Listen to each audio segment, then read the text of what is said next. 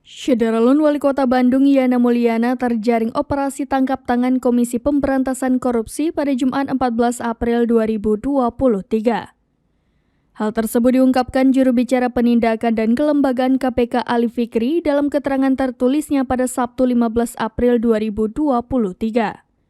Yana Mulyana diduga tersandung kasus pidana suap pengadaan CCTV dan jasa penyediaan jaringan internet.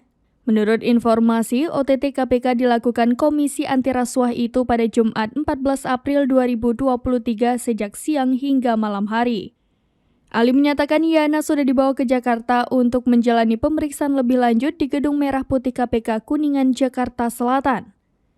Sebelumnya, Yana Mulyana merupakan Wakil Wali Kota Bandung periode 2018 sampai 2023 mendampingi Wali Kota Bandung Odet M. Daniel.